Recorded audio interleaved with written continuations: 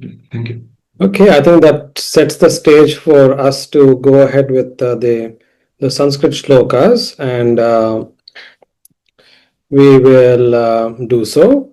I think we should be hopefully be able to go through this a little quicker than the earlier story of Narada Maharshi, because some stories in Bhagavatam are more like it's a continuation rather than there isn't a significant amount of any spiritual essence in those stories. So we'll try to go through those a little more quicker compared to the other ones. This one would be one of those stories where there isn't much to talk about. And anyway, Shaunaka Uvacha Nirgate Narade Suta Bhagavan Badarayanaha Shotavams Tata Vipretam Tatah Kimakarot Vibhuhu. So, of course, the earlier story which ended was the conversation between Narada and Vyasa Maharshi. And Narada left on his own wanderings, and Vyasa, it is now obviously it is his turn to do a little more of inward search and write Bhagavatam the way Narada has instructed him to do so, because he pointed out that the problem, or at least Vyasa's problem, was that he wasn't satisfied, something was bothering him. And Narada approached him and pointed out that it is because he had a great opportunity to narrate Krishna's devotional immense devotional aspect of Krishna and the spiritual essence that he was conveying, but yet Mahabharata ended up being no more than almost like a factual account, devoid of the spiritual message. And that, he said, was also problematic because people will think that to be the dharma and don't understand what actual dharma is. So Narada then narrated his own story, and essentially by the time he left, Vyasa understood what he was supposed to do. So here, Shaunaka was basically saying what transpired after that. Suta Uvacha. He was asking, obviously, and Suta is essentially now. Just a minute. I always get mixed up with these two. Shaunaka is the one who is supposed to be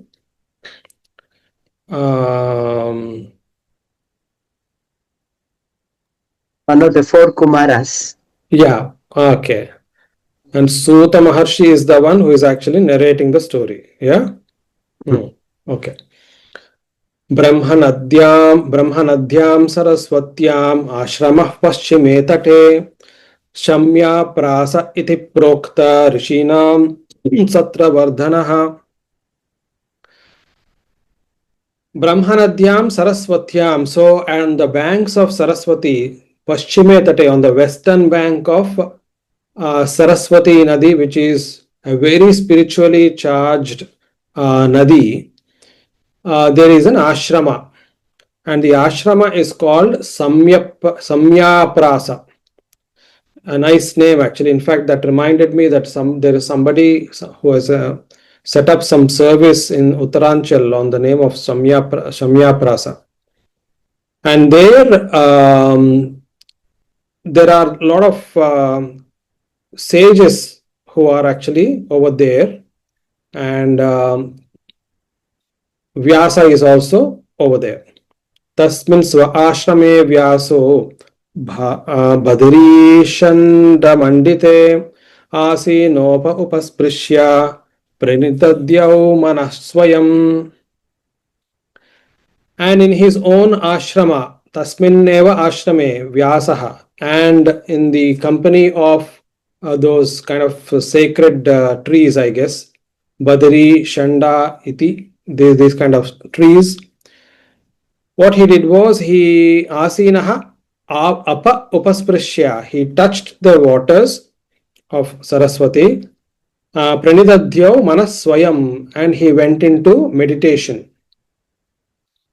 Bhakti yogena manasi samyak pranihito male apashyat purusham purnam mayam chatatapashrayam. With lot of bhakti yogena manasi, within his own mind, samyak pranihite, having kind of controlled all his kind of senses and gone inwards, amale, very pure. Apashyat, he actually managed to see. Who did he see? The Purusham, the very Parabrahman, the very essence of the cosmic being itself. He's seen him, Purnam, the full extent of him. And also Mayam cha tadapashrayam. He's also managed to see the Maya that goes along with him. So the Maya is obviously the one which was essentially the reason why the entire creation has taken place. So he's basically had a very good understanding of the entire cosmic, let's say, the knowledge of it, and he's now in a better position to write Bhagavatam in a way that is what we are understanding. Yaya sammohito jiva atmanam trigunaatmakam परोपि मनुते नर्थम तत्कृतं चाभिपद्यते. यया सम्मोहितः जीवः आत्मानं त्रिगुणात्मकं परः अपि मनुते अनर्थं तत्कृतं च अभिपद्यते. So now that he's grasped the knowledge, he is aware that there is a lot of distress in the world. Why? Because Jiva, the people, the living beings, sammohitaha, they are actually deluded. Atmanam trigunatmakam, thinking that they are actually the material body which is made up of the three gunas, sattva, rajas, tamo guna. Paraha api manute anartham. Although actually they are supposed to be para, beyond that, they are the best in terms of there is nothing beyond the truth that they are, which is the Atman. But they are kind of stuck in this delusional state of seeing themselves as the material beings. So for them, he would want to kind of write Bhagavatam for their own benefit.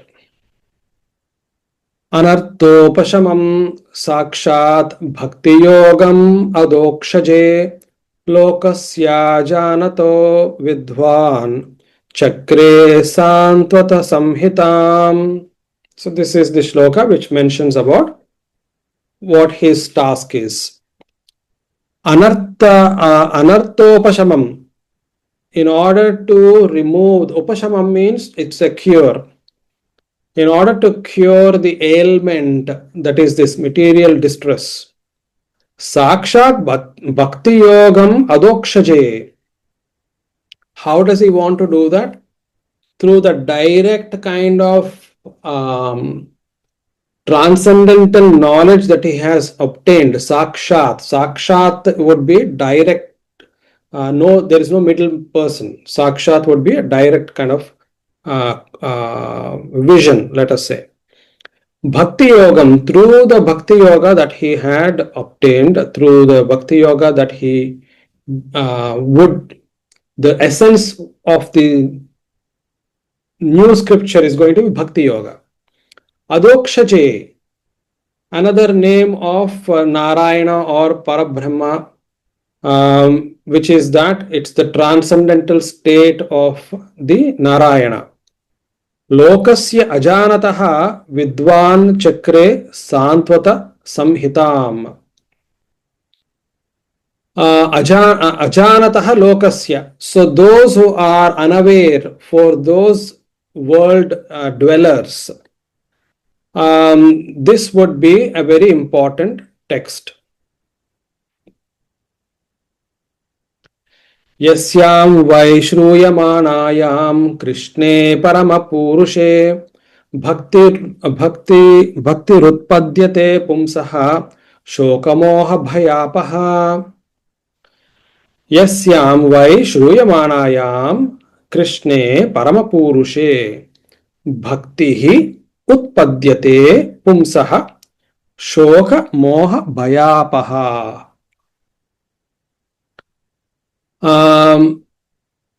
So this particular Samhita, Bhagavad Samhita, is a collection of the hymns, the shlokas. Yasyam Shruyamanayam, the one which is going to be heard, which is being heard. Shruyama, it's a present continuous tense. Krishne Paramapurushe, and the within in him, in Krishna, or in the supreme being, bhakti utpadyate, devotion shall arise. Pumsaha shoka moha bhayapaha. And what kind of bhakti is this going to be? It is the one which is going to erase the sorrow, shoka, moha, the delusion, bhaya, also fear. All these will be removed. For whom? For the people. So that is now the goal of his book. If you look at it, the goal is remove the distress. Methodology is bhakti yoga. And what is the literature search he has done before that? Literature search was Vedic literature that he has gone through. He's an expert in anyway. And the transcendental knowledge that he had obtained through the sadhana. So our rishis were scientists in that sense, and there was a way in which texts would be written. And typically thereafter, we do actually see the original, the first shloka usually is a Mangalacharana. It is the opening shloka. A lot of the times the Mangalacharana is an invocation to the God that they are actually submitting that book to, the work to. It also actually a lot of times spells out the purpose why the book is being written, and who are eligible to read it, and what is it that is being conveyed in the book as well. So all these are actually kind of clearly given as details in the first shloka, or at least in the first few shlokas itself. And that is often the methodology a lot of books actually carry. Similarly, we can see that in this situation, in this case, the goal is removing the distress among the humans, and the methodology or the content is based on bhakti yoga, and he's already kind of done the done the literature search, and he's the eligible person to write the text as well. Sasamhitam bhagavatim कृत्वानुक्रम्य चात्मजं शुकमध्यापयामास निवृत्तिनिरतं मुनिः. Then what did he do?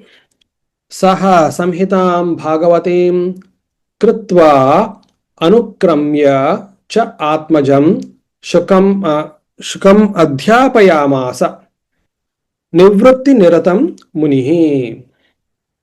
He has a son, Shuka. His name is Shuka Maharshi.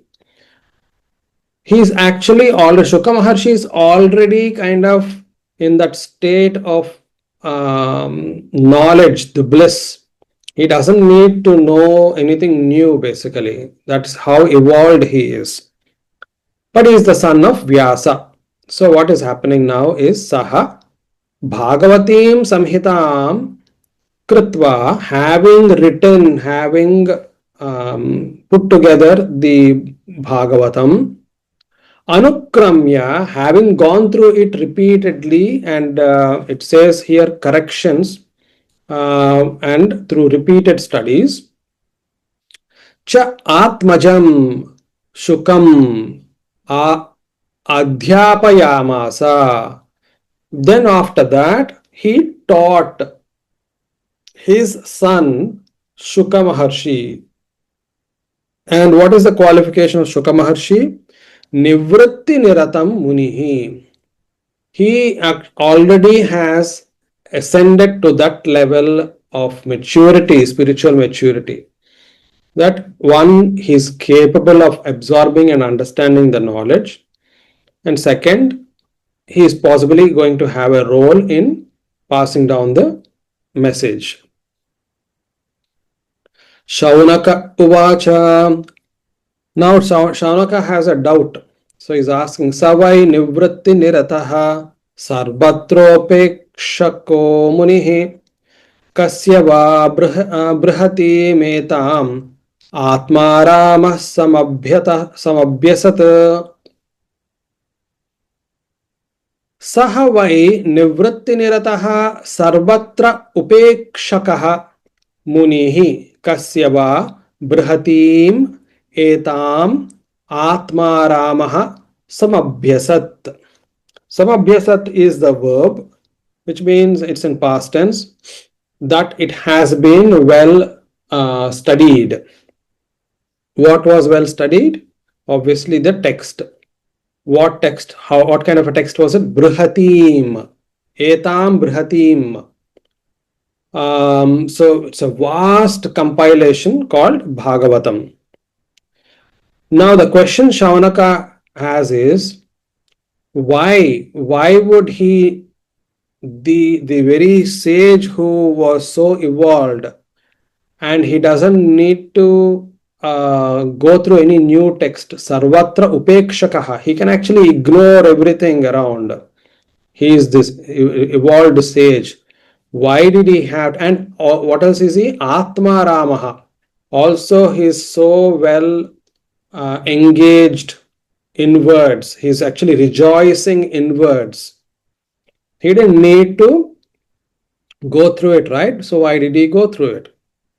Suta Uvacha Atma Ramascha Munayo Nirgrantha Apyurukrame Kurvantyahaitukim Bhaktim Ittam Bhuta Guno Harihi.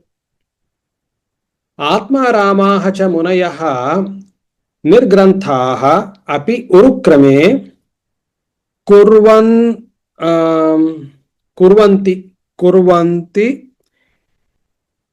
iha kurvanti iha aitukim. No, let me just check. Kurvanti ahaitukim bhaktim itham bhuta gunaha harihi. So he's giving a general statement to say that there are several sages who are Atma Ramaha, who are rejoicing within. Nirgranthaha. Granthi or Grantha is a knot basically. Granthi is actually a knot, but I don't know why Grantha is used here. Perhaps the very usage of the Nirgrantha is revealing. So Granthi is actually a knot of bondage. We are actually in bondage. And when somebody does sadhana through yoga and so on, those knots actually break loose and they ascend and ascend upwards till they reach that highest state of spiritual knowledge. So Nirgranthaha, therefore these are ones who are unbound. They are not bound with any of these knots of ignorance. And in whom are they? Atma Ramaha. in Urukrame. I would take it as Urukrama here is the another name of the Lord, but in the text here it's been given as something else, which is onto the great adventurer. I think it must be the same. So they are rejoicing in that divine Parabrahman Narayana. Kurvanti ahaytukim bhaktim.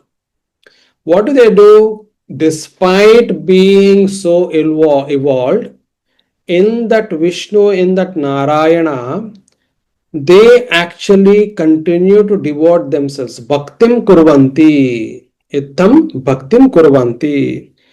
What else are they? Bhuta gunaha. In whom Bhuta gunaha Harihi. That is the nature of Hari. That his qualities are such that they would continue to be devoted towards him despite being evolved to the highest extent. So that was his answer. Why did Shuka Maharshi take up the task of going through the vast Bhagavatam?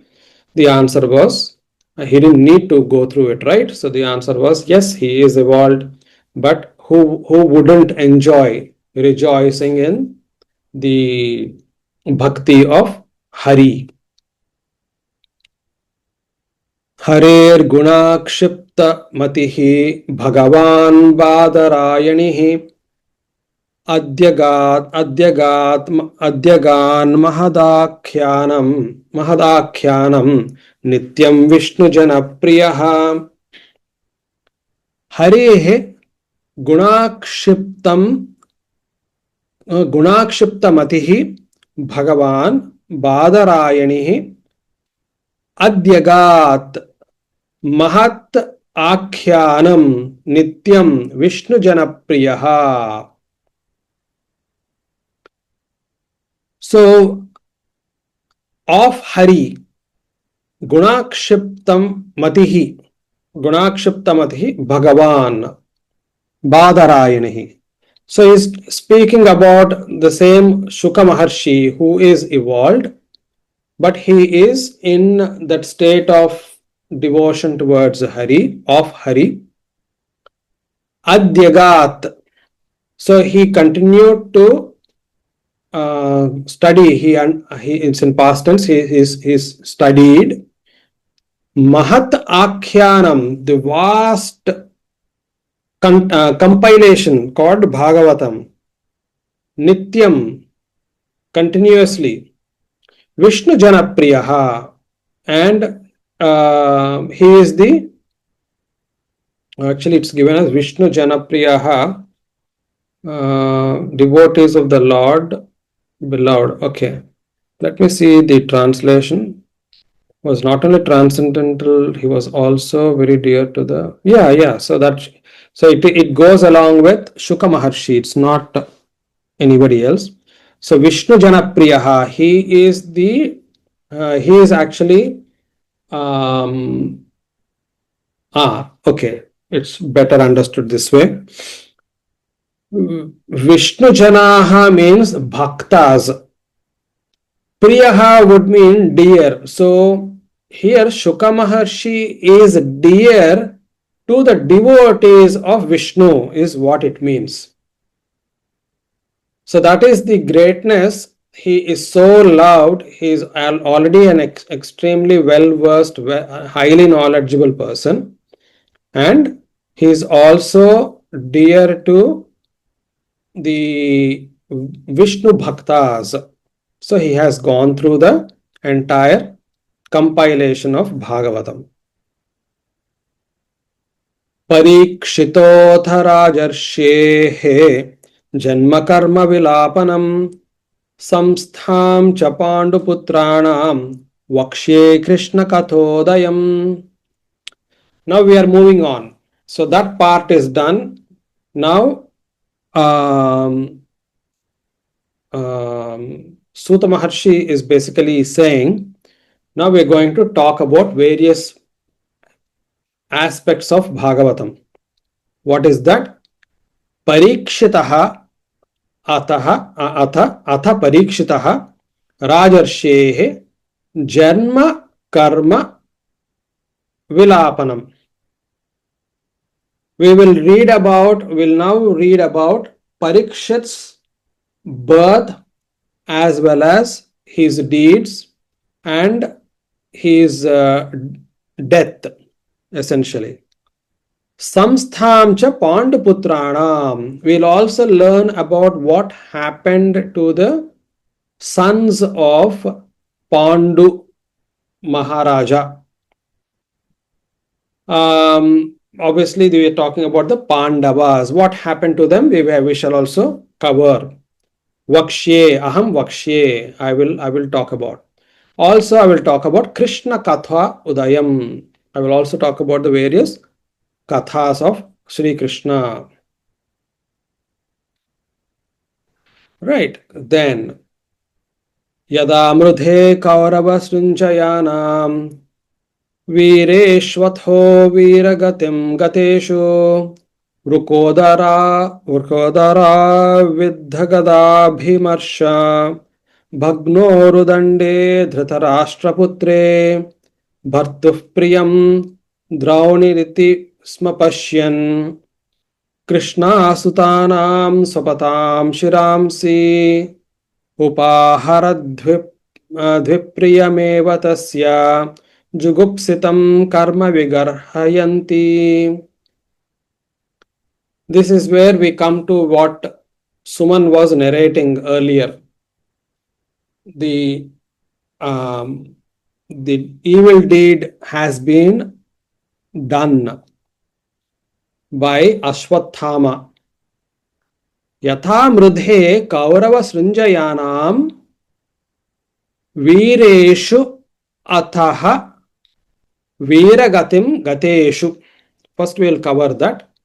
Just as there was a battle, just as the battle has gone on between the Kauravas and the Pandavas, what happens naturally in a war? At the end, there will be people's lives lost. Veereshu Ataha Veeragatim Gateshu. So a lot of warriors have lost their lives. Then what happened? Vrukodara वृकोदराविद्ध गदाभिमर्श भग्न ऊरुदंडा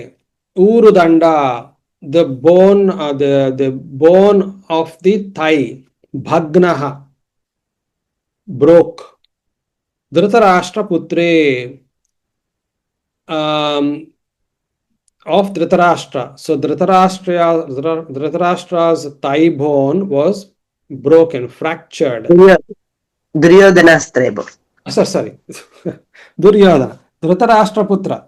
So we are talking about Dhritarashtra Putra. So Duryodhana's thigh bone was broken.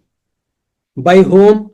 Vrukodara. Vruka would be Vruka Udara. Udara means stomach. Vruka should actually be wolf, but I don't know the background of Vrukodara here, but it is Bhima's name. So Bhima, what did he do? He actually Gadabhimarsha. With his Gada, the club, he struck Duryodhana, breaking his thigh bone. So he is lying there. Then what happened? Bhartuhu priyam draunihi iti sma pashyan. Bhartu means Lord. Bharta is also a word used for husband. Interestingly, in Malay language, the word still used for husband is Swami. Swami. So Swami is also another name for Lord.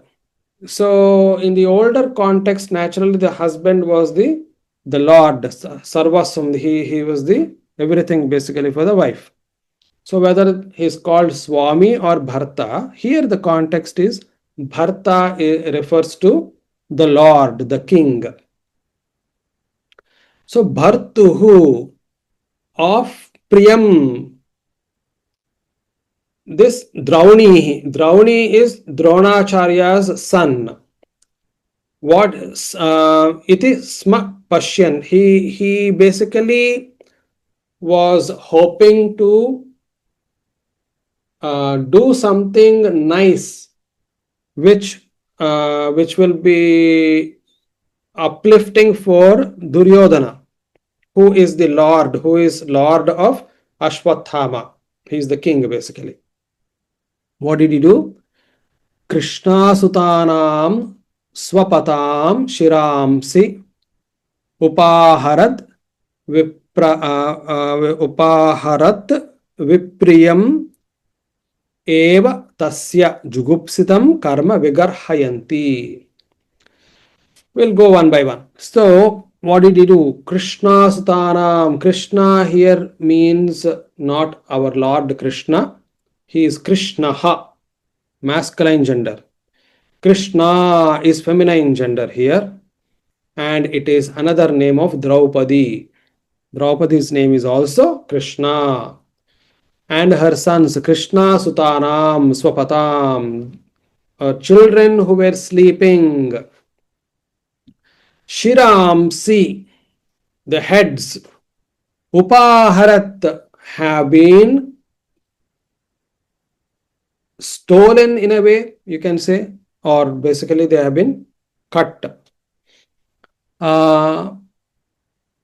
Upaharat Vipriyam eva tasya. Let me just make sure I'm reading it right. Vipriyam, is it Vipriyam? Yes, it is Vipriyam. So Vipriyam means unpleasing, it says. Okay. So Upaharat, he stole them essentially as a prize. Eva tasya. For whom? For Duryodhana. But for Duryodhana, it was Jugupsitam. He was disgusted. He felt it was a Jugupsitam karma. It was a very disgusting act. Bigarhayanti. And it was not to his liking at all. But interestingly, Vigarhayanti is in plural. I'm just wanting to, I don't know why it is in plural. Although Vigarhayanti, Sutanam, Sopatam, I'll have to look into it later. I do not see why it is in. It must be understood as, in general, everyone disapproves Vigarhayanti rather than Duryodhana, because Duryodhana is referred to in a Shashti Vibhakti. Anyway, the point is, he severed the heads of the Panduputra, the Putras, the sons of Pandavas, in fact, the sons of Draupadi, and hoped that Duryodhana would be pleased, but he was not pleased. But the damage has been done. Mata Shishunam Nidhanam Sutanam Nishamya Ghoram Paritapyamana Tadarudad Bashpakalakulakshi Tam Santvayannaha Kiritamali.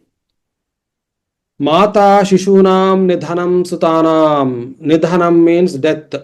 Shishu, whose death? Shishunam, her children. She's referring to them as Shishu, like babies. Shishunam Sutanam Nidhanam. Her children, the death of her children. Nishamya, having known. What kind of death was it? Ghoram, extremely distressing. Paritapyamana Mata, and this mother who is extremely tormented. The mother who was in a tormented state. Tadarudat, and then she wept. Bashpakala Kulakshi, obviously the tears were rolling down her face from the eyes. Tam Santvayan Kiritamali. So Kiritamali, Tam Santvayan aha. So Kiritamali is the name of Arjuna. He then spoke in a way to console Draupadi. Tada shuchaste pramrujami bhadre yad brahma bandhoh shirah atatayinah gandiva muktair vishikairupahare त्वाक्रम्य यत्स्नास्यसि दुग्धपुत्राः.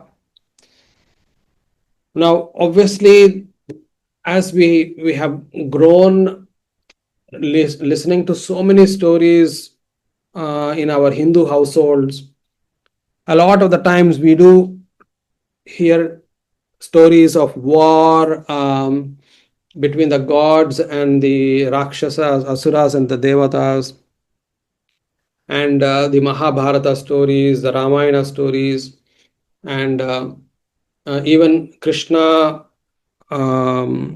severing the head of what's his name, or Shishupala, and so on and so forth. We have really kind of, and they are described in detail. They are not kind of censored as such. So sometimes nowadays, if we are conveying these stories, they may seem a little kind of not suitable for children as such. So we'll keep that in mind, but the point is that this is the description as is given in Bhagavatam. And what is that? We'll see.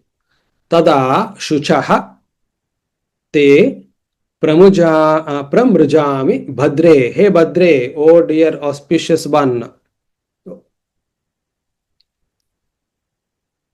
Shuchaha te pramrujami. I will okay, I'll have to see. Pramrujami here. Shall wipe away. Okay. I will wipe away your tears, is what he's basically saying. Yet Brahmabandha. Now Brahmabandha is Brahmana Bandhuhu. I think earlier in the very beginning itself, not in the beginning, I remember now, when we did the Ajamila story, if you remember, in Ajamila story, Brahmabandhu word was used. Now, Brahmabandhu or Brahmana Bandhu is distinct from Brahmana. Brahmana is one who is in pursuit of the Brahmajnana, he is devoted. Everyone else who is dependent on him are Brahmana Bandhu. In a way, it means basically that they don't have the same qualities as a Brahmana, which means that they don't have the same aptitude to be in search of the Brahman, or the absolute truth. But they are related. So here similarly, Ashwathama is a Brahmana Bandhu or Brahma Bandhu. Brahmana being Dronacharya. So what is he saying? Yat Brahma Bandhoho Shiraha Atatayinaha. Atatayina is the word Atatayi. Atatayi is the word used for a mischief monger. So this son of the Brahmana is a mischief monger. So he's talking about his head. Gandiva Muktaihi. It shall be liberated by my Gandiva, my bow, and Gandiva is the bow, right? So it will be liberated. His head will be liberated by my Gandiva. Vishikaihi upahare. My bow and arrows, basically, it shall be liberated by my bows and arrows. Bow and arrows. Now comes the censored as in for difficult for the kids part. Tva akramya yat snasyasi dugdaputraha. Obviously, he is going to bring that head with him, at that head shall be danced upon by you as you shower away, basically, I guess it is the ritualistic bathing she would have to do once her sons have been cremated. So Dagda Putraha, Dagda means burnt, Putraha. So this shall be the way I will appease your or comfort you, because you must be raging inside for the grave injustice that has been done to you. The best I can do as a kshatriya, as a warrior, is I will go, I'll sever his head, bring it to you, so you will be able to stand upon it. I don't think dance is the word used, but at least stand upon it, and you basically you bathe your ritualistic prayer, bathing after the cremation, and then the cremation of the your children. So that is what he had. Basically, he made a vow. Now the problem with that vow is it won't be kept later. It's not his problem, but it couldn't be kept. इति प्रियां वग्लविचित्रगजल्पैः ससान्त्वयित्वा अच्युतमित्रसूतः अन्वाद्रवद्दंशित उग्रधन्वा कपिध्वजो गुरुपुत्रं रथेन इति प्रियं Valgu having spoken in this way, in various ways, Saha Santvayatva, having comforted Draupadi, Achyuta Mitra Sutaha, then he took his friend and the Lord Sri Krishna as his charioteer. Anvadravat, he then followed Ashwathama. Dhamshita Ugradhanvaha, having armored himself, what do you call it? Yeah, it's basically he's put on his armory, and then he went. Kapidvajaha is obviously the chariot, his chariot, which has the flag on which there is Hanuman. Guruputram Rathena, so he's obviously by his chariot, he's gone following Ashwathama. Tamapatantam savilakshya durat kumarahodvighnamanarathena paradhravat pranapariipsuruvyam yavadgamam rudrabhayadyatha Tam apatantam saha vilakshya dura. So now Ashwathama has seen Arjuna come from a distance. Kumaraha udvignamana rathena. Kumaraha means the one who has killed the children. Kumaras, the boys. Kumaraha, the one who has killed the boys. Udvignamana rathena, and he was tense, and in his own chariot he was running away. Paradravat, running away. Prana paripsuruvyam. Essentially, he wanted to save his own life. Yavadgamam rudrabhayadhyatha kaha. Just like how, apparently, in context, there is a mention of how in fear of Shiva, Brahma or Surya has been running for their own life. Just like that, Ashwathama also was running away for his own life. Yatha Sharanamatmanam Aikshata Shranta Vajinam Astram Brahmashiro Mene Atmatranam Dvijatmajaha. And just as he was feeling really desperate, what did he do? Sharanam Atmanam, in order to save himself, Aikshata, he's seen Shrantavajinam, he has seen the tired horse. Aikshat. Aikshata is the seeing basically. Then what did he do? Astam Brahmashirahamene. He took upon assembled the Brahmashiraha, Brahmastram.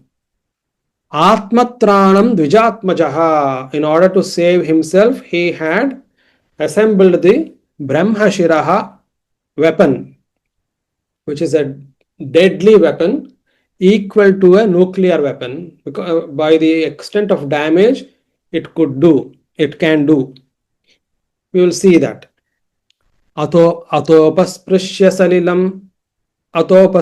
salilam sandhade tassamahitah ajanannapi samharam pranakritra upasthite. Atha upasprushya salilam. Then having touched, there is a method for everything.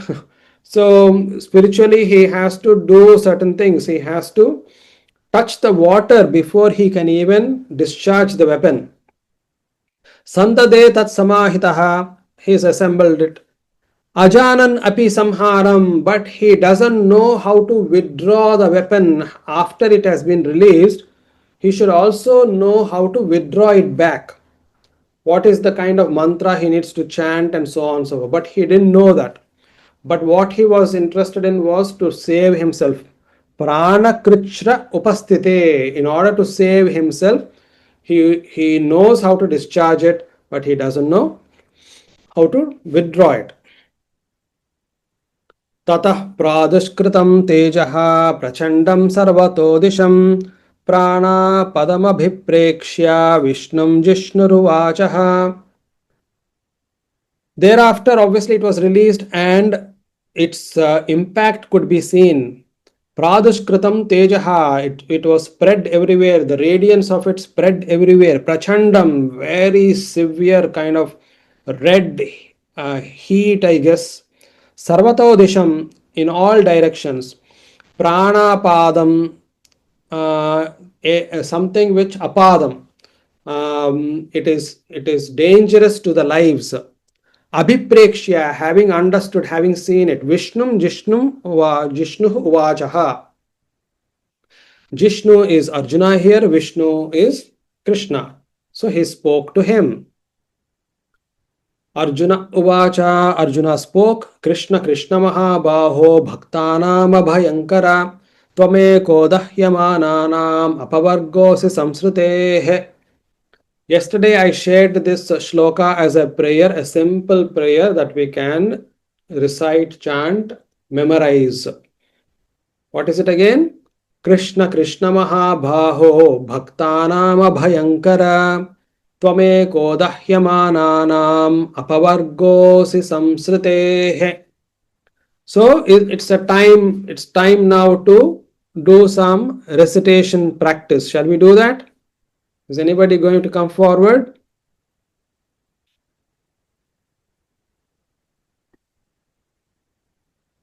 Anybody going to unmute? No one? Is everybody listening? I can try. Yes, I will. Okay. Yeah. Let somebody try first. Okay, who is it? I- Devika ji. Okay, perfect. Yes, and I think Lata ji as well. I think she was saying. And Annapurna ji? I think one person is better, because otherwise what happens is Yeah. difference in... You do, Devika. Next time I'll do. Yeah, No yeah. worries. Oh, okay. Rest can be muted, yeah?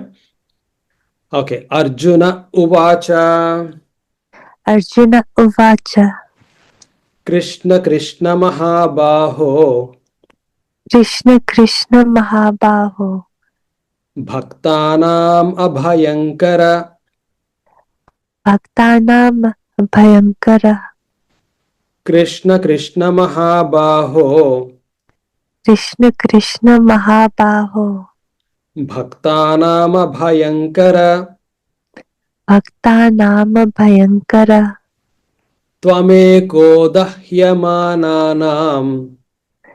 Tvameko Dahyamananam So it's Dahyamananam. Dahyama Dahya.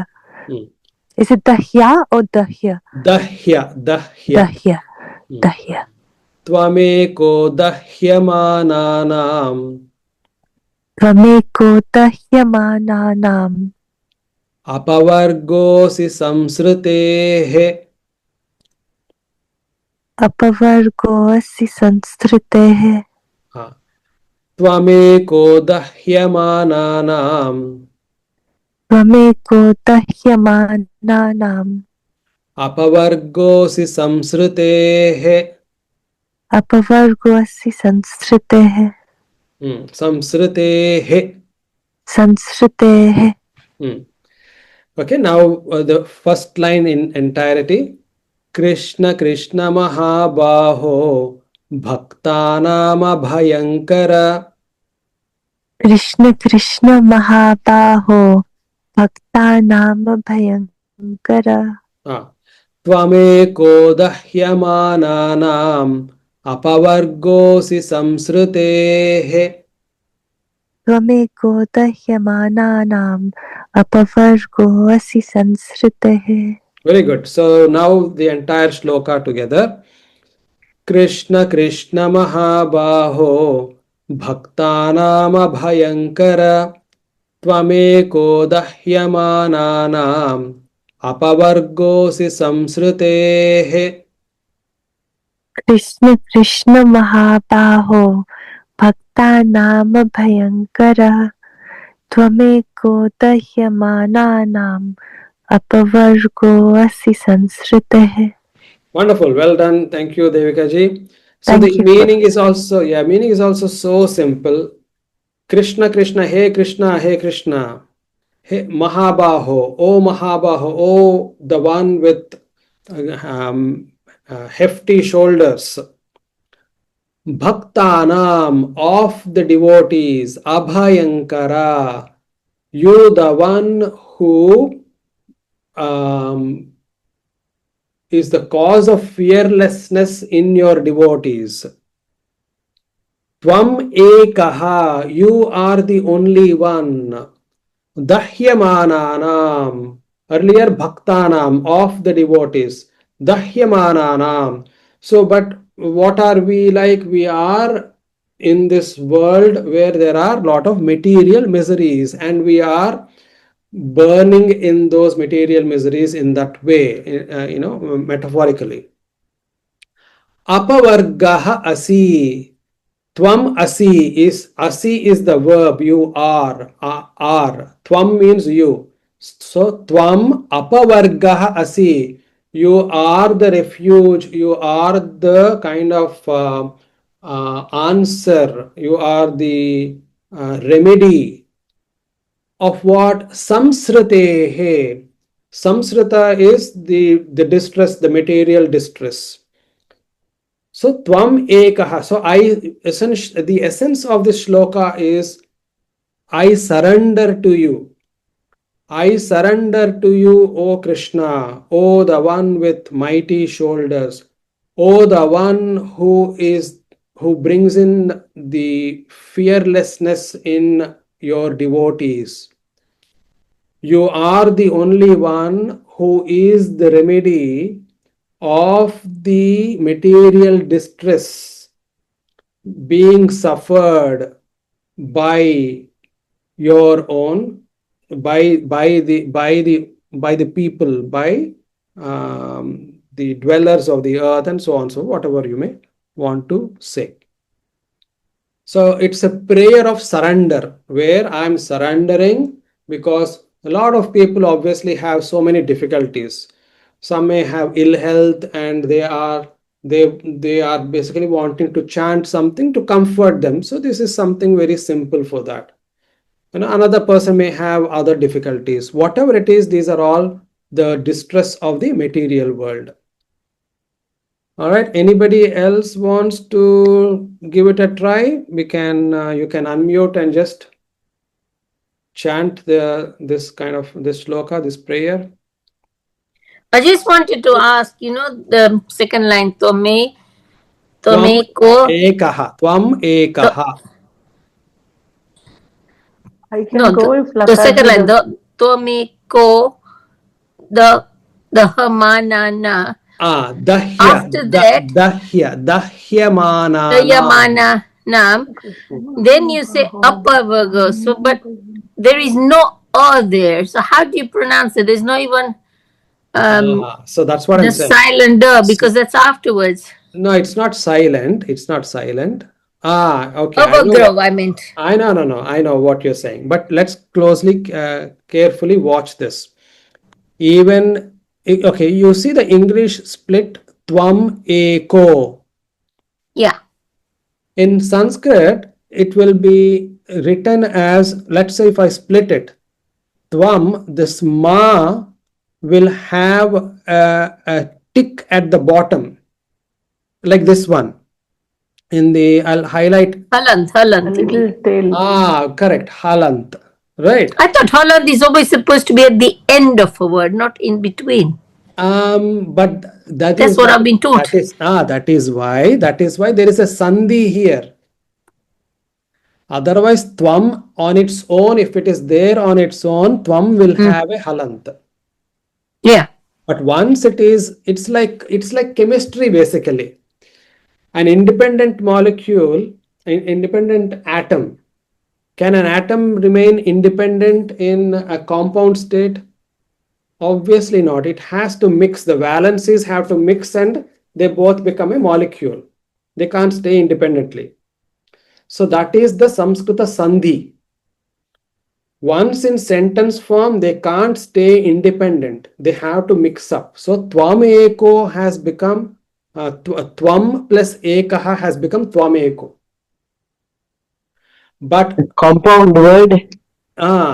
If you now split it, tvam will be tvam with a halant at the end, ekaha.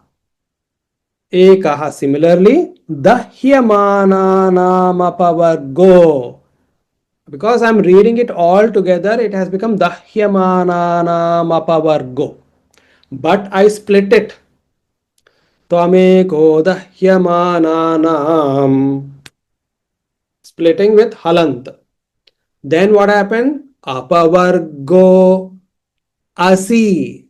That is also, actually it is apavargaha plus asi. But that is a new kind of a sandhi, a different kind of sandhi.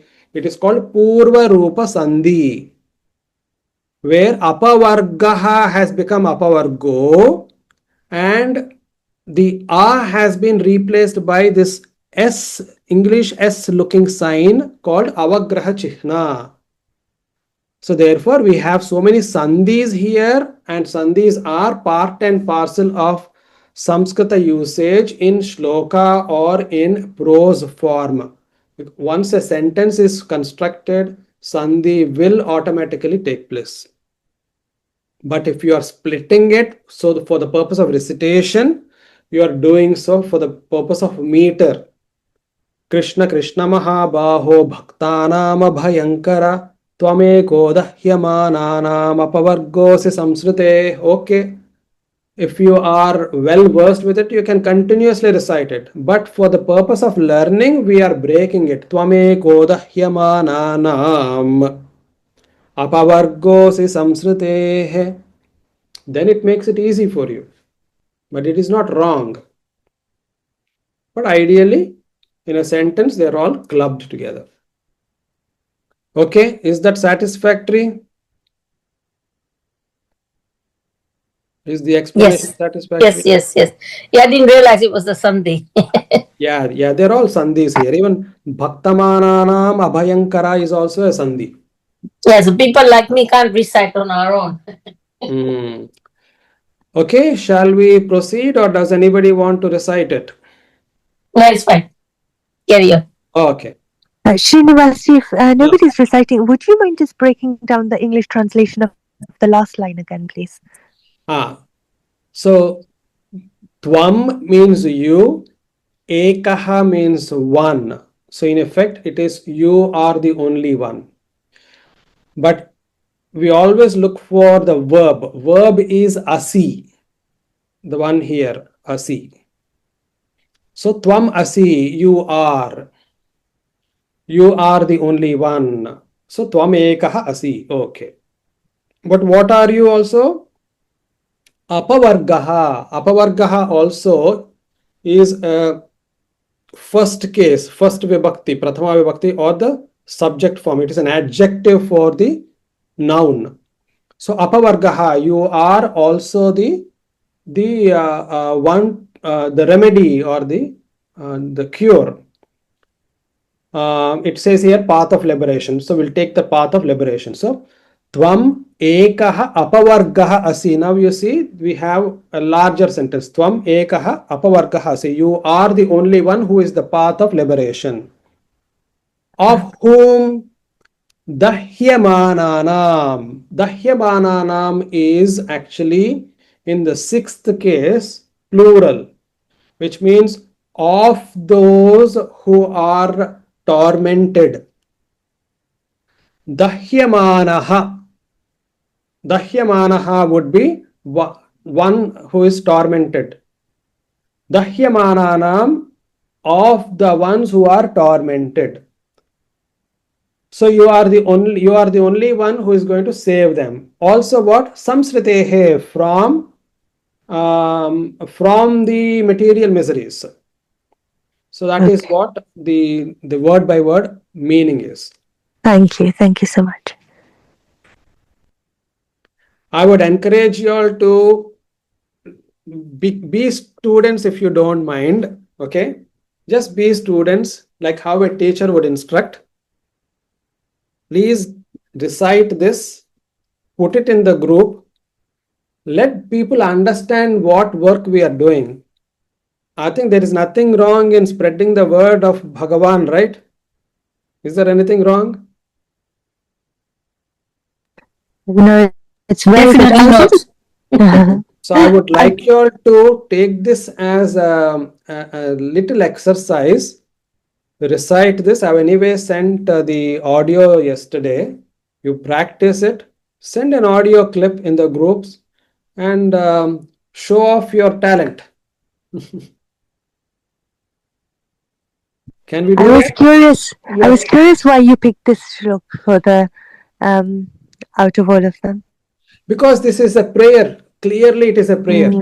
Yes, In- that's true. Yeah. So, and it's simple.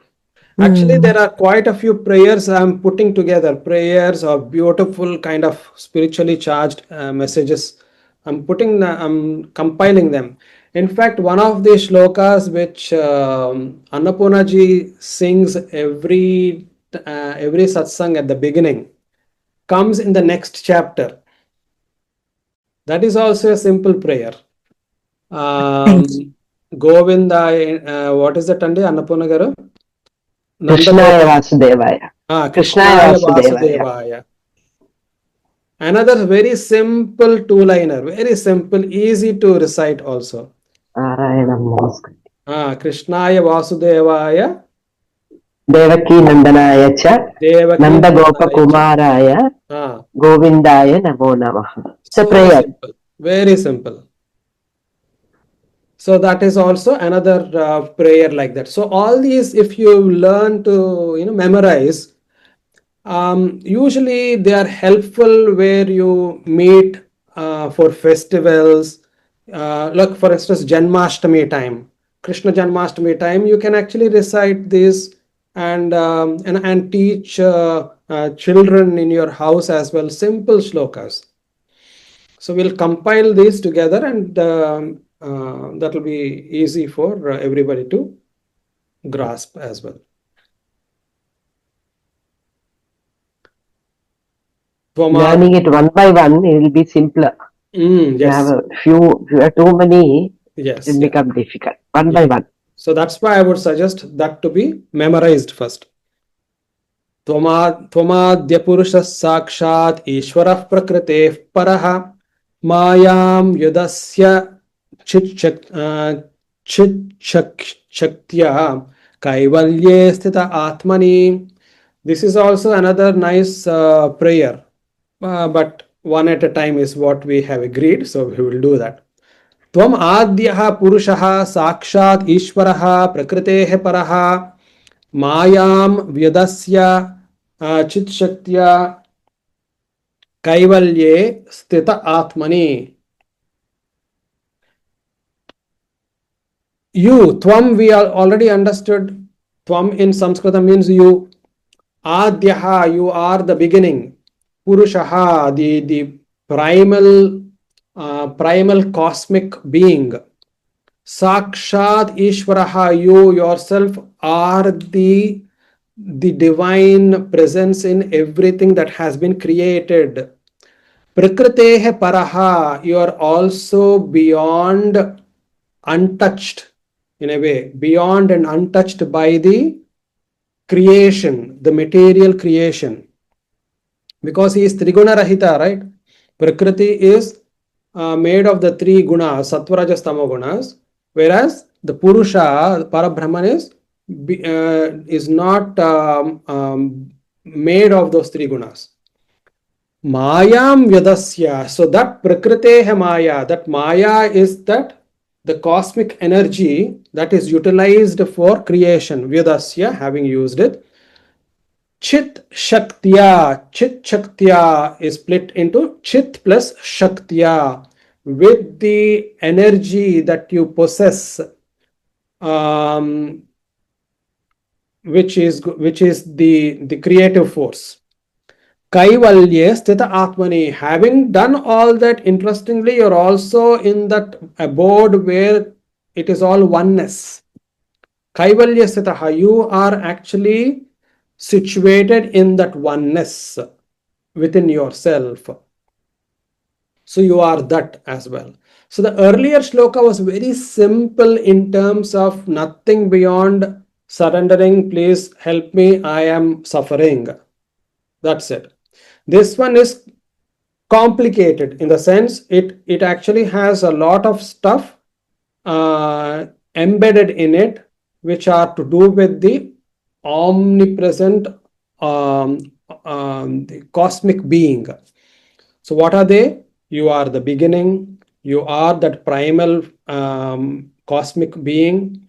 You are directly the the Ishvara, the consciousness which pervades all the living beings. You are also beyond untouched by the creation. You are also the one with having kind of produced the Maya Shakti, the creative force, and of course created this universe. But despite all that, you are the oneness who are situated within that oneness. So this is also another beautiful shloka, a simple prayer as well. I can send it as well as an audio file later on. What's the time? Okay, we'll just do a couple more shlokas. I hoped we could complete it today. Maybe I'll see how much we can go. स एव जीवलोकस्य मायामोहितचेतसः विदत्से स्वेन वीर्येण श्रेयो धर्मादिलक्षणम्. So essentially he's continuing to kind of praise him in that sense. You know what, you are the one who is going to be the savior of all the people who are deluded in this material world. Essentially, just please do so. Please help everyone. तथायं चावतारस्ते भुवो भारजिहीर्षया स्वानां चानन्यभावानाम् अनुध्यानाय चासकृत्. तथा अयं च अवतारः ते भुवः भारजिहीर्षया स्वानां च अनन्यभावानाम् अनुध्यानाय cha asakrit. So he is now referring to avatara. Tatha ayam cha avataraha. You know, this is your avatara, one of those many avatars, through which what you do is bhuvaha bharaha jihirshaya. Why did you take this avatara? In order to reduce the burden of evil on this world. in this world. Swanam, of your own people, cha ananya bhavanam, and those devotees who are completely devoted to you without even thinking of anyone else beyond. So that is what the meaning is of ananya. The word ananya means you and nobody else. With that thinking in mind, people are surrendered. Anudhyanaya, and completely in meditation, cha asakrit, repeatedly. So it's like constant repetition. So for those also, you have incarnated as a Krishna in this particular life, in this incarnation. Kimidam switkrito veti devadev na vedmyaham sarvato mukhamayati tejah paramadarunam. So now he's saying, oh, what is this? He's actually in a state of distress. What is this? Something which seems to be pervading the skies. Hey Devadeva, oh dear Lord of the Lords, I don't understand. Na vedmi aham, I do not understand. So that is one simple sentence. Aham na vedmi, I do not understand. Sarvato mukham ayati, it seems to be coming from all directions. Tejaha paramadarunam, extremely distressing, brilliant kind of glow. Sri Bhagavanuvacha Vetedam Dronaputrasya Brahmastram Pradarshitam Naivasau Veda Samharam Pranabandha Upastite. So please do understand, Arjuna, this is from of the Dronaputra, the Ashwathama, who released the Brahmastram. Naiva asau Veda Samharam, he does not understand, he doesn't know how to withdraw it. Pranabandha Upastite. So it can therefore obviously lead to extinction.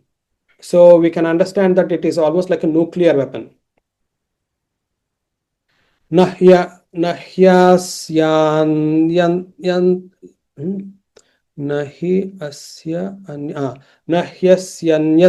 kinchit astram pratyavakarsanam jahyastrateja unnadham astragno hyastratejasa. And he says Ashwatthama doesn't have any other weapons to discharge, so it looks like he had one and he just released it. So what you need to do, the one who actually has the knowledge of these Brahmastras and the capability, you should release it in a way you can actually withdraw them both. Suta uvacha shrutva bhagavata proktam phalgunah paraviraha sprishtva pastam parikramya brahmyam brahmastram sandade. So having heard to Krishna spoken to this way, Phalgunaha, Arjuna, basically assembled the Brahmastram and released it.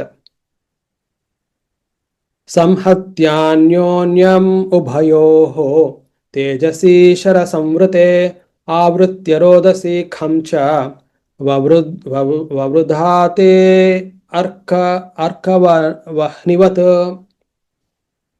So now that it is released, what happened?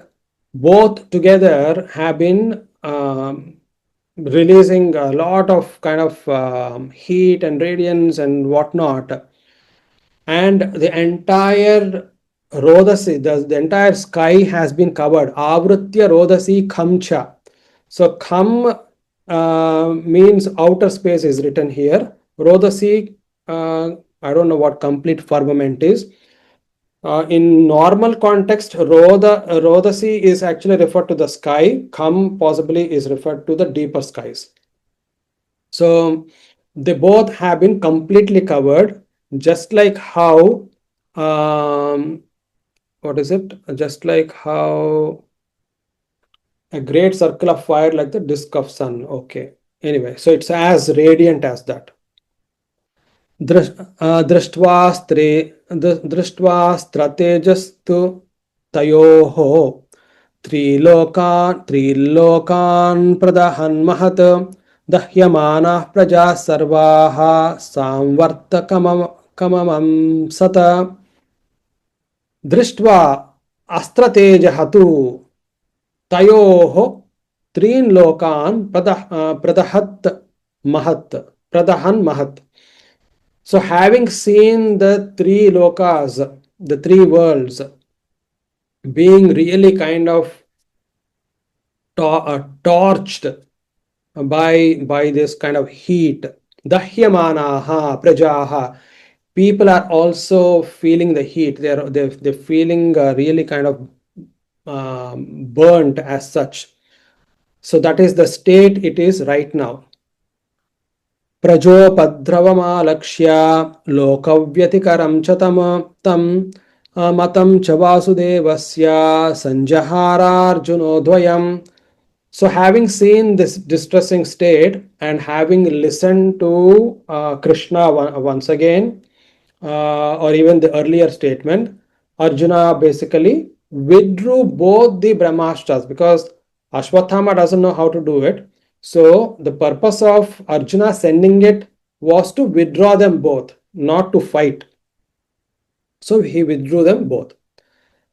Tata asadhya tarasa darunam gautami sutam babandha arshatam rakshaha pashum rasanaya yatha.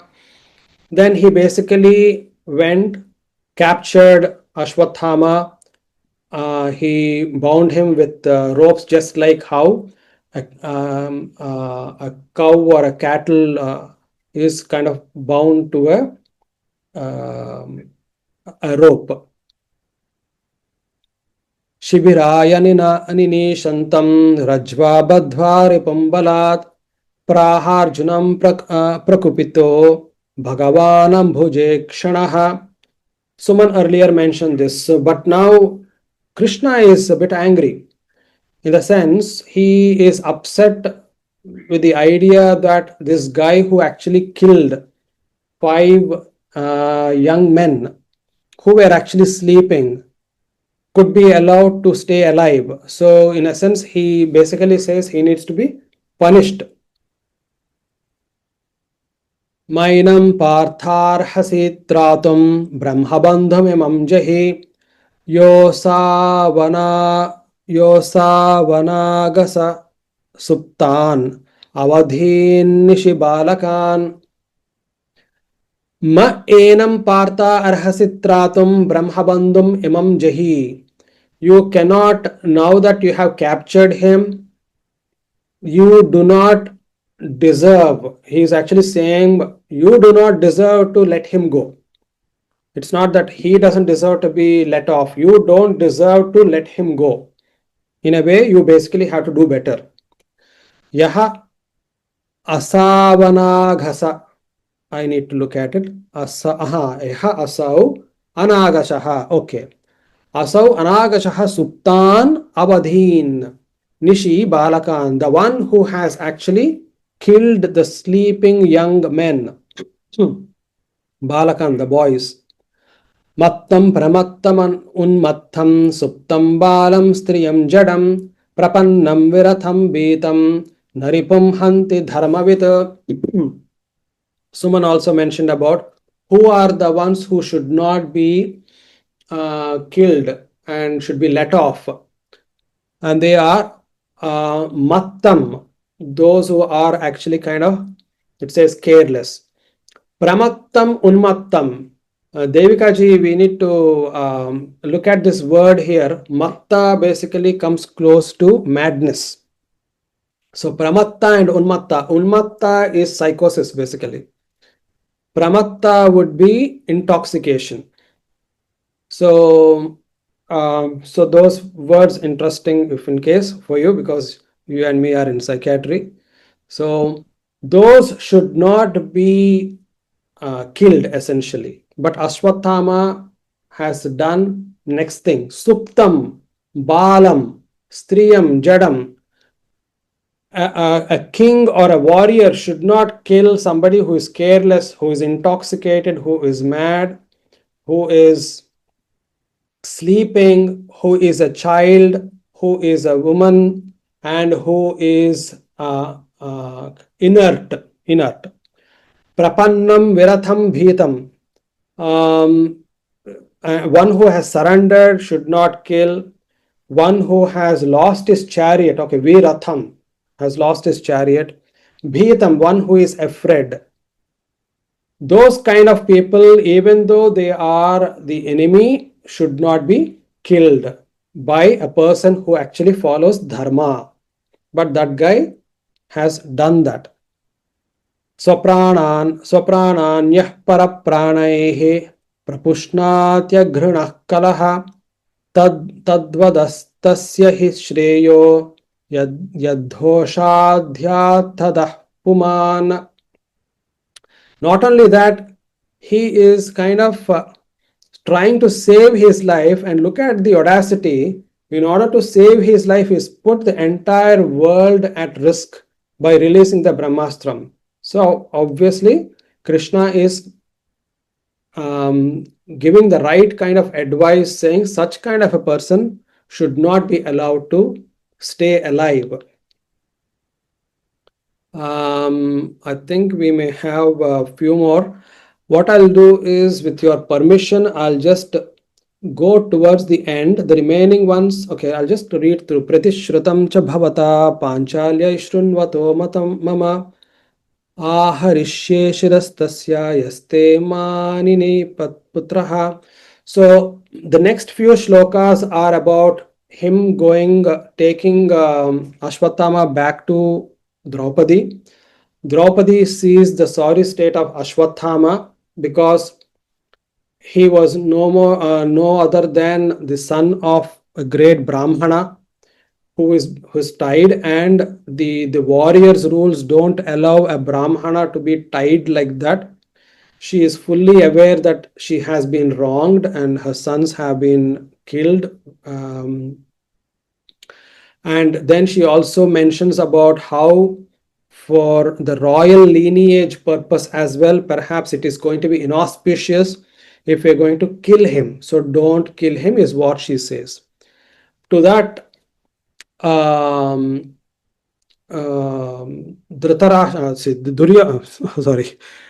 Yudhishthira also agrees.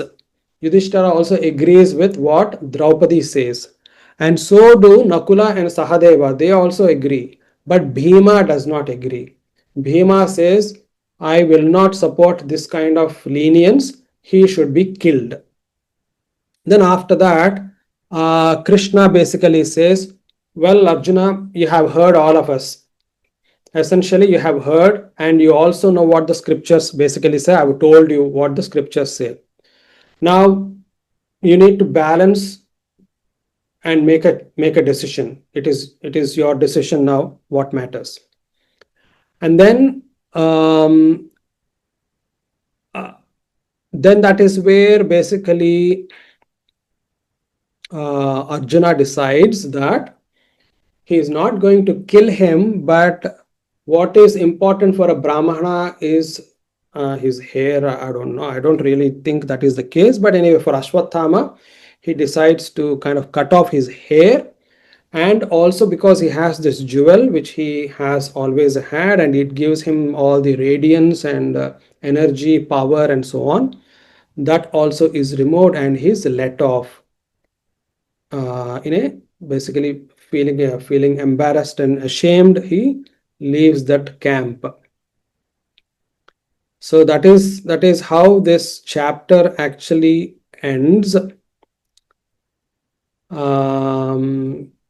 I think that it's fine to just finish it that way, because there isn't any other spiritual essence that we need to kind of gather. I will just conclude with the last shloka. Wow, there's a lot of shlokas, right? So where is the last shloka? It's not coming yet. My goodness. Oh yeah, okay, finally. Putra shokatura sarve pandava saha krishnaya swanam mritanam yat krityam chakrurnir Nirharanadikam. Essentially, they were all in sorrow, and now once that Ashwatthama left, they have gone ahead and cremated the bodies of their young sons.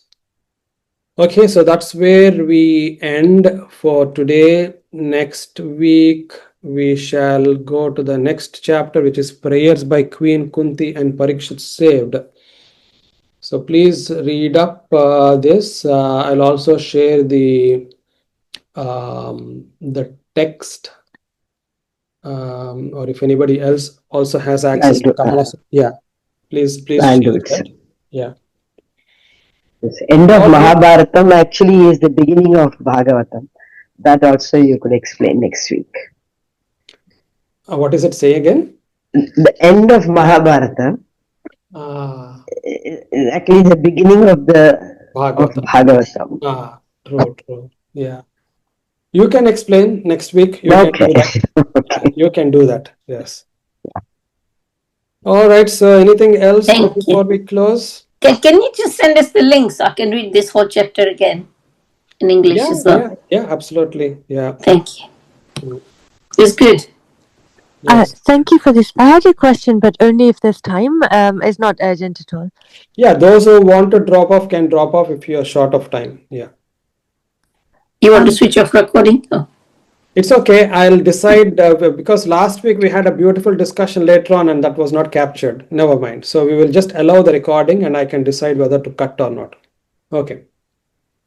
Thank you. So I've been reflecting on this, that when is it appropriate to stand up for yourself and take action and be aggressive, and when is it appropriate to not act? And I was wondering, things that my reflections have included, if there's actual like physical harm or something, then you take action from a place of that, from righteousness, not from a place that you're doing good, you're acting in the interest of love and safety. But vengeance, revenge because you've been insulted, that to me sounds like an ego thing, and that seems to me against Bhagavad Gita. So I was just curious what the scriptures say, because I'm not, my interpretation isn't from scriptures, it's just from my observing the world. Yeah. It's an important point because we are seeing characters in Mahabharata behave in a certain way where there is envy, there is hatred, there is anger and such kind of things. And it's not just on one side, it is on both sides. You also look at Ramayana, for instance, and you would also see that Lakshmana would have anger. He gets quite furious, and he even, in fact, talks about going for a war with their father because Rama has been wronged. You also have Lakshmana, the same Lakshmana, when Bharata is approaching them, he sees when they were in forest. Lakshmana sees from a distance that Bharata is approaching with a large contingent, and he mistakes it for army. And he once again calls, look at this guy who's not satisfied yet, and he's once again come hunting for you, kind of thing. Forget about Lakshmana, then you have Rama himself. Rama completely loses control of his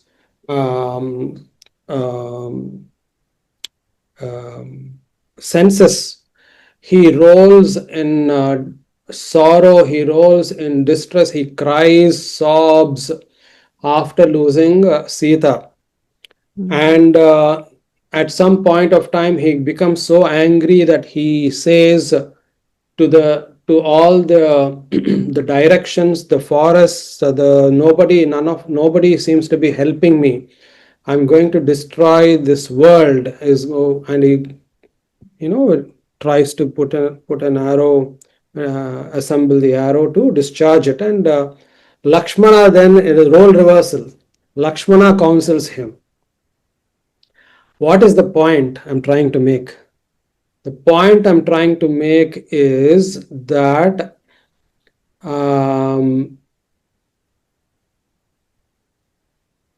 once born a human,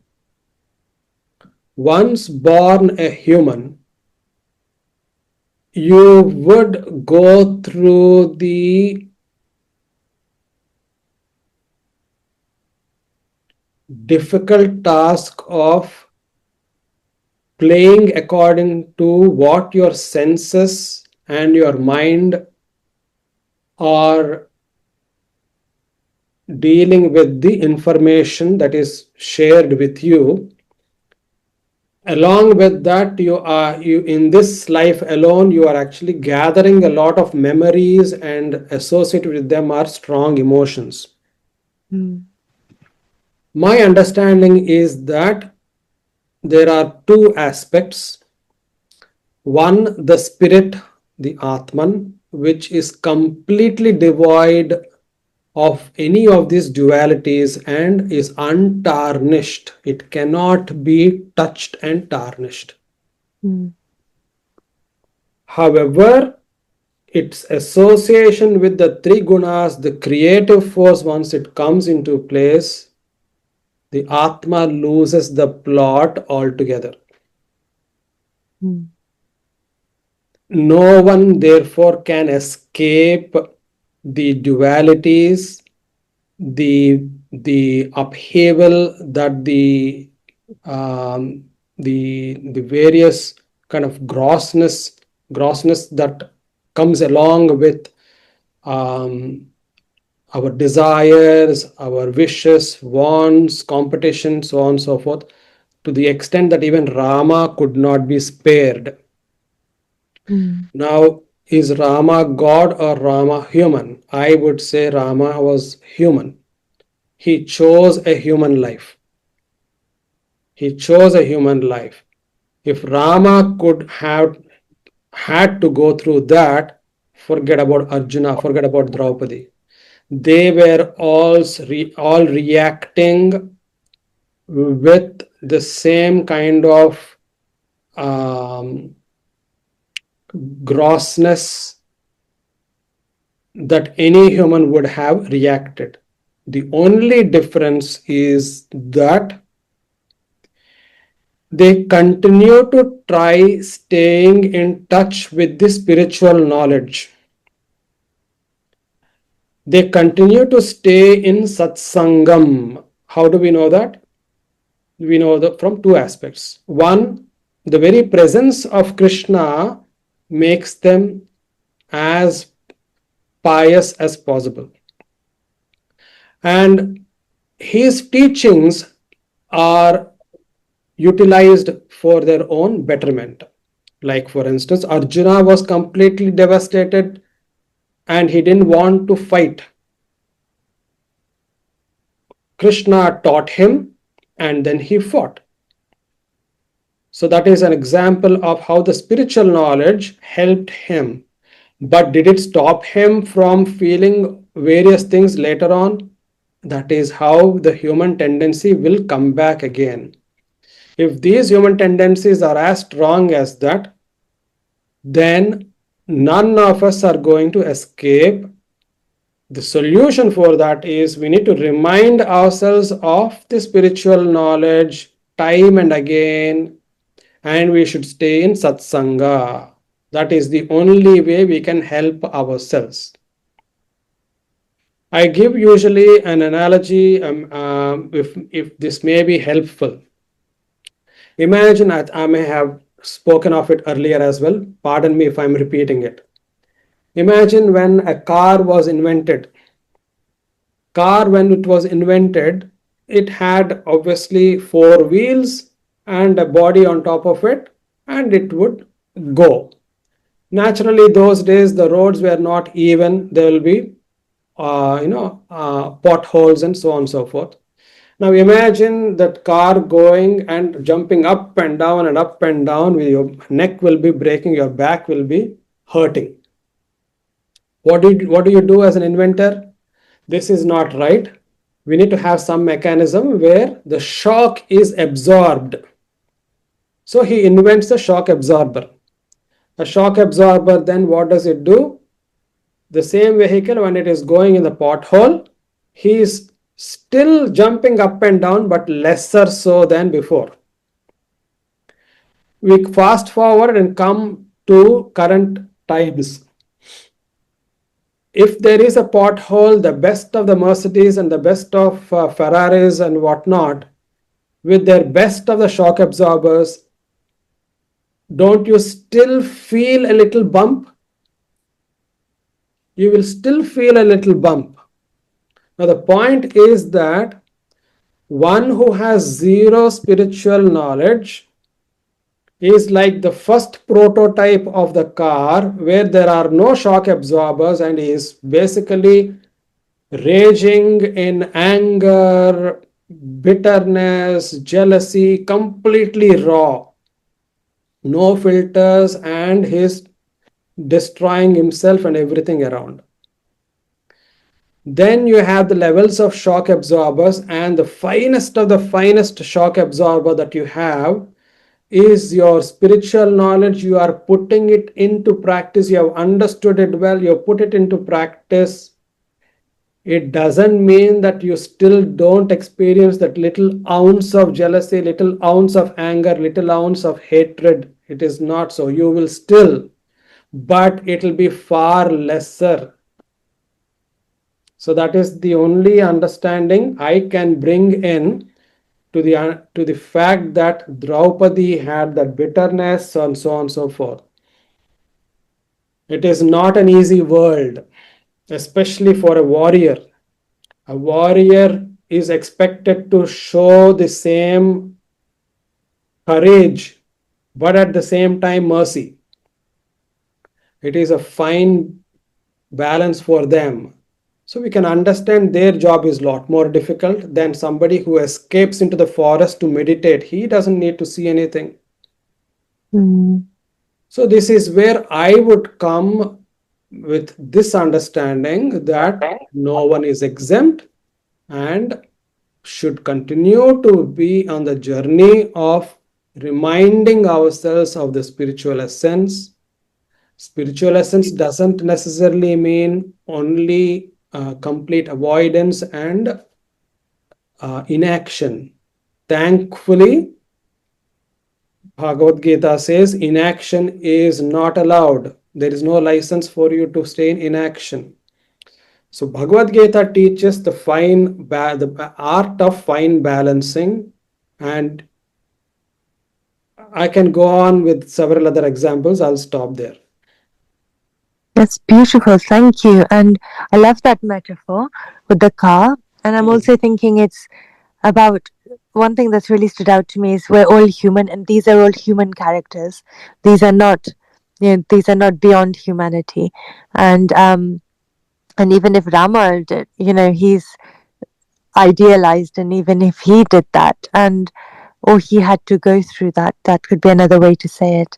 Yeah. And as well as shock absorbing, I was also thinking that it's also maybe that the opportunity to response increases. The more spiritual practice somebody has, the more opportunity to choose the response. So like you said, the feelings and thoughts will still come, but then that interval where you have a choice to say, I'm not going to act that way, I'm going to act this way, that can increase, but still within the realms of being human. But yes, those feelings don't go away. They stay there. They do. Just one more thing. I may have misunderstood, but in the shlokas you were reading, I heard that Krishna was condoning. He was saying, yes, you should take revenge against insult. Maybe I misunderstood that. I'm not sure. So he didn't say revenge. He said punishment has to be awarded. For insulting. And the punishment would be killing. But for insulting, though. For insulting. No. For killing, so he said earlier, right? So he said, those who are mad, intoxicated, careless, children, sleeping, women, those who have surrendered, asked for mercy, none of these should be killed as per dharma. But this guy did bad things, like he not only killed those who were sleeping, he also killed children. For killing. So punishment for killing, not punishment for insulting. Absolutely. Yes. He was clear, and so Krishna essentially was all in favor of punishment. Of course, a warrior's punishment is to kill. Yes. So I think just to Yeah. kind of finish off where Rama's part is, because I don't want to leave it incomplete. Question then is, how did Rama become an ideal? Rama became an ideal because he was using the same principles and putting into practice, but even then he lost the plot is the question. So that is how human tendencies can trouble us all. So understanding how Rama applied the dharma, I call it dharmic algorithm. So, and it's quite dynamic. For instance, at this moment, I may be considering killing a mosquito is unwanted, unwarranted. I don't need to let it be so, let it be do what it wants. But sudden next day, there is an outbreak of malaria or a dengue fever and so on and so forth, and mosquitoes are around me. What am I going to do? I'm going to kill it. The same person, same circumstance, but of course, slightly different circumstance in that way. I'm doing two different things. Was I right on both occasions? Was I wrong on both occasions? The point is, any decision, that's one thing I forgot to mention. All human decisions are equally right and equally wrong when there is a conflict, dharmic conflict. Do not ever expect that you will be respected for all the actions. It is your responsibility at the end to make choices and live with the consequences yourself. And that is what dharma teaches. Dharma doesn't teach this is how it should be done, this is how it should not be done. No. Dharma equips you with all the weaponry of the principles. It is you who has to algorithmically pull and play with those according to the situation. And that's what the Rama has shown. And that is why he is popular. Although Could you he say a has bit been more, please? criticized. Hmm? Yeah, I didn't really understand the link with Rama. And also, when you said about the mosquito, and you said all decisions are equally right, equally wrong, could you just elaborate? The reason why I'm saying is because I actually have this dilemma sometimes. If there are bugs, is it, or even viruses, this whole coronavirus, and I have this dilemma myself. I've reflected on this. Is it right to kill God's beings to save ourselves or not? I have that. So I'm interested. Well, absolutely, absolutely. So if the mosquito is drawing my blood, I am well within my rights to protect myself, and I'm going to slap it. But it's not doing it to harm you. It's just following its nature, right? It is doing its job. I am doing my job. I am doing my job to protect myself. But if you went round How dare randomly killing mosquitoes, how dare the mosquito enter my territory? It is drawing my blood. It is my blood. Now the point here is, that is why I'm saying it is equally right and equally wrong. Will I feel sad that I am actually being violent? I would feel sad. But equally sad I will be if I allow it to drink the blood and infect me with malaria and dengue. How did I not protect myself? Would I not feel bad about it? yeah. So these decisions are equally wrong and equally right. In the other's views, particularly. For you also, a dilemma is always going to be 50-50 in that sense. You will have to make the best choice at that time, and that precision in decision making is what is taught through dharma. The dilly dallying is not dharma. That is adharmic. If we do not train ourselves to be precise and clear in our thought process and decision making and swift action as much as possible, we would already allow a lot of people get away with wrong things as per our own understanding. So this is how the world operates, and that is why adharma is prevailing everywhere, because dharmic understanding is less and we are unsure where we stand. You link this to Rama. Why was that? Rama, day in and day out, he was facing the same dilemmas.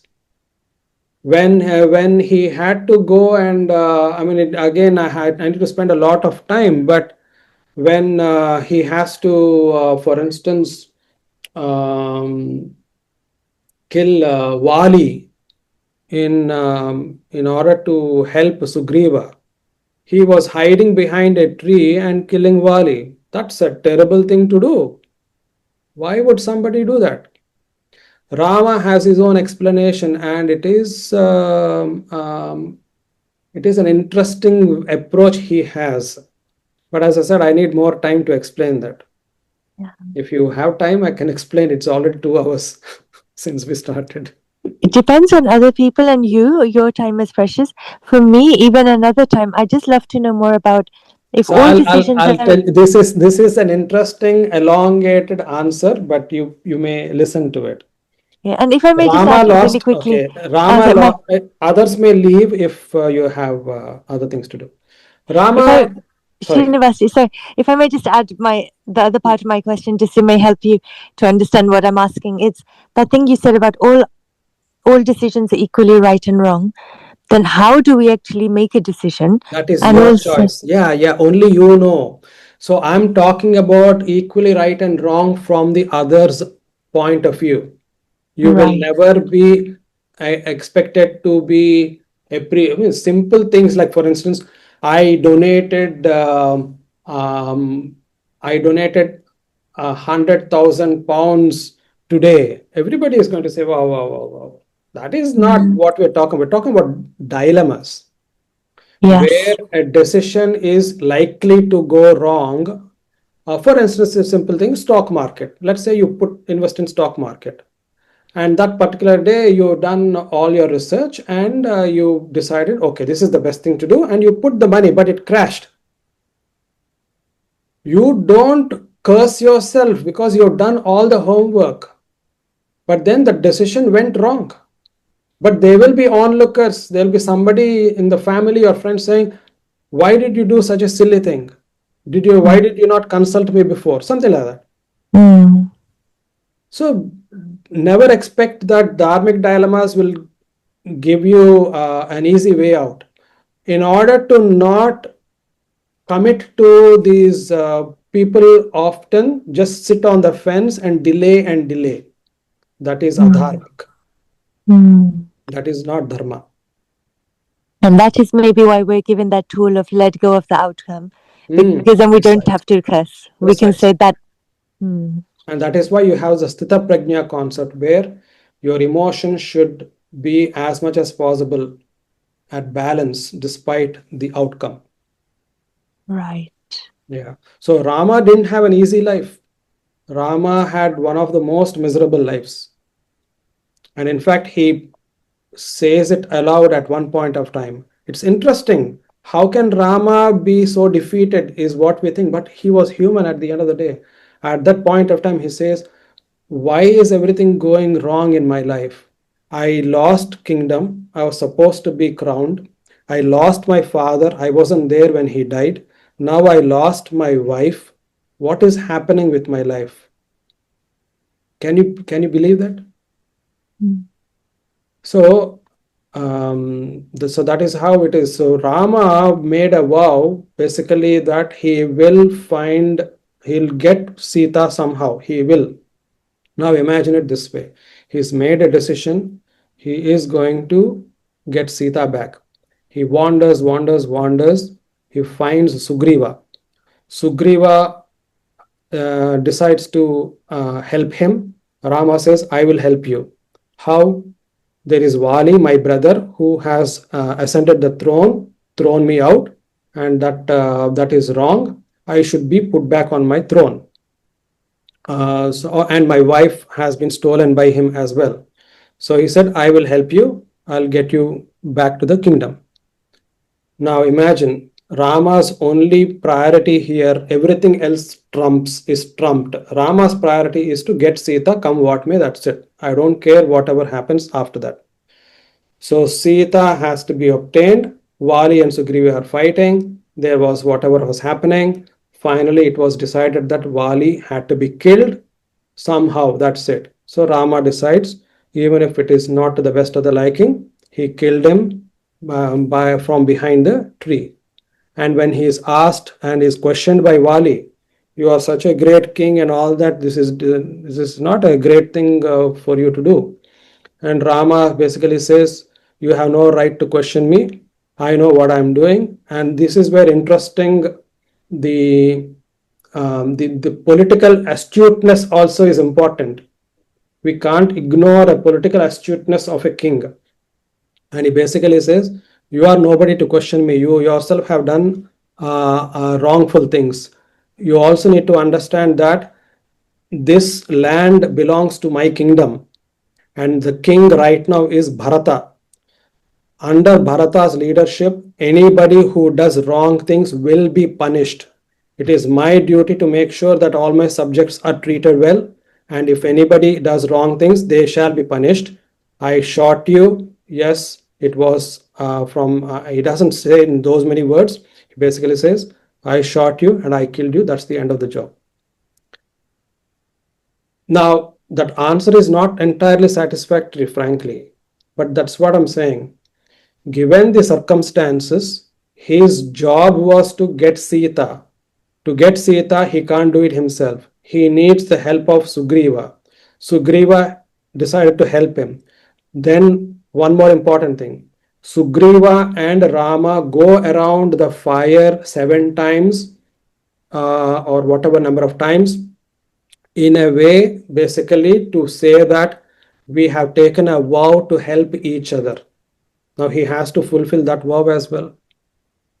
So this is how complicated it gets in the lives of warriors in particular and politicians as well as even common men if they face dilemmas on a regular basis. So we shall not, the lesson therefore is, the spiritual lesson is, do not be judgmental on how the lives of others have gone or not gone well. That is our lesson. Thank you. And you mentioned earlier, Stitha, I didn't understand the full. Sthita prajna. Prajna means intellect. Sthita means stillness. When does one have a still intellect or stillness? So Bhagavad Gita teaches very nicely, a lot of slokas. Prajahati yada kaman sarvan parthamanogatan atmanyeva atmanatishta sthita prajna. The one who has let go of unwanted desires and the one who actually learns to stay content within himself or herself learns to stay still emotionally as well as in their intellect. So that goes hand in hand with the Nishkama Karma that you spoke earlier, where we would do actions without attaching ourselves with the results. How do you master it? Or when you master it, the direct impact is on emotional state. So therefore, psychological well-being, that is why Bhagavad Gita is important in holistic wellness from psychological wellness point of view, where it helps you emotionally in the long run, because you need to practice it. Immediately, suddenly, let's say now somebody is anxious and angry or depressed and so on and so forth, and then want a cure through Bhagavad Gita. That's not going to work like that. You're teaching it, you're teaching and practicing this over a period of time, and you gradually learn to balance yourself with your cognitions, not to kind of go overboard, and also the emotions. Yes. Yeah. Thank you. Thank you so much. All right, we'll draw this to a close then. Right, so Sarve bhavantu sukhinah, sarve santu niramayah, sarve bhadrani pashyantu, ma kaschid dukkha bhag bhavet. Om Shanti Shanti Shanti. All right, we'll meet next Sunday. If I Thank you. don't, if I don't inform, it is understood that it's the same time, but I'll still keep sending the invite anyway. All right. Yes, thank you. Don't forget the homework. I am no good at recording. Well, I have given a task. I will read it here in front All of you. right. Okay. Right. Take care. Bye bye. But I am really, the sandhis, etc. It's going to be difficult for me just to read a slok on my own. But it's okay. I mean, new It's sloks are okay. the sloks, but with the English translation, hopefully. Yeah. There's Yeah. so many sandhis and whatever. Sure. It's not Sure. easy. Sure. But it's nice. It's nice at the time of learning Sanskrit to learn all this. Perfect. Okay. And in your conversation just now, one thing I disagree. Rama was God. God always comes on earth as human form. If he came in an abnormal form, we would not be able to do our bhakti. Yeah, And we he would not fulfill our wishes. yeah, absolutely. It's everybody's On views. understanding. I mean, I take it that there is a lot more merit in accepting him as a human and human who became a god rather than God who became a human. I mean, it's understandably at the end of the day he's an avatara. I'm not debating that. But Okay. a human who has walked on the ground, he has gone through all the emotions. I think that's where the essence of the story lies for me, and I connect it that way. Okay. All right. Thank you. Namaste. Thank you. Thank you. Namaste. You still have to do my 7 bhakti, spend 10 minutes, 15 minutes. I don't know when. I asked you once before to just go through. You didn't specifically ask me, but yeah, we can. You need I to did let in one me of know. the groups long time ago. Let me know. I think then, much before you moved to Singapore. Sure. We can do one session of that. No problem. Yeah. Yeah. Okay. 1-to-1. I really need it because I'm All not right. proceeding very much in my Sanskrit classes. Okay, we'll do that. Thank you. Namaste. Thanks. Thank you so much. Namaste. Enjoying it.